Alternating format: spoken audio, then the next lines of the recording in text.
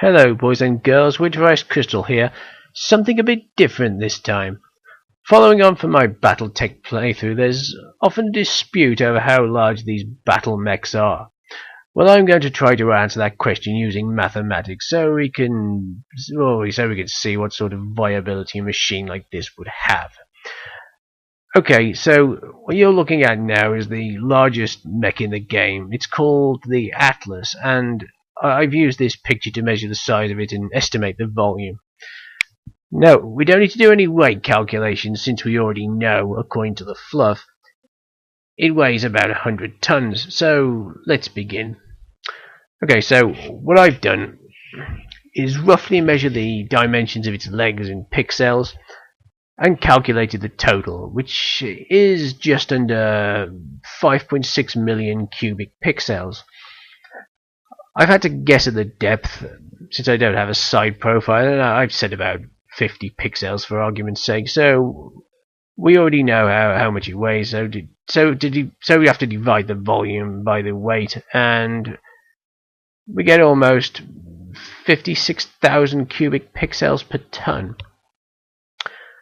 Now, to convert from pixels cubed to pixels, I've used the cube root, which gives us 38.23 pixels. So if we assume 1 meter is 38.23 pixels and the whole thing is 475 pixels high, its actual height is about 12.42 meters, which is, yes, roughly what the fluff claims it is.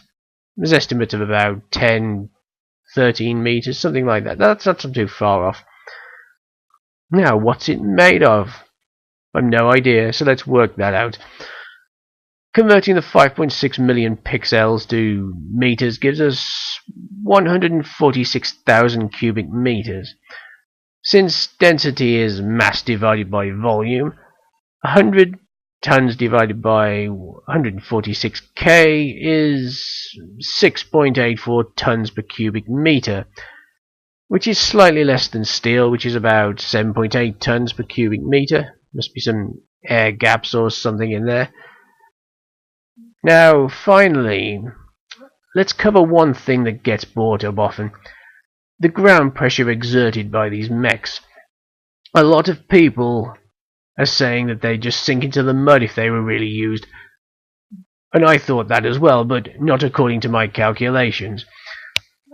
I've used the same technique to estimate the size of its feet, and I make the area 4.57 square meters per foot. And there's 2 of them, so if we assume 50 tons per foot, that's a ground pressure of 10.94 tons per square meter, or approximately 107 kilopascals. Now, that's not really a lot. That's only slightly higher than the M1A1 Abrams tank, which exerts only 103 kilopascals on the ground. And even if the mech stands on one leg and doubles the amount of pressure, that's only going to put as much pressure on the ground as the average car puts on the road, which is about 200 kilopascals. So there we go. I hope that's resolved a few issues. If you can see any errors, just post a comment below, starting with "That's not right, you idiot," please. Thanks.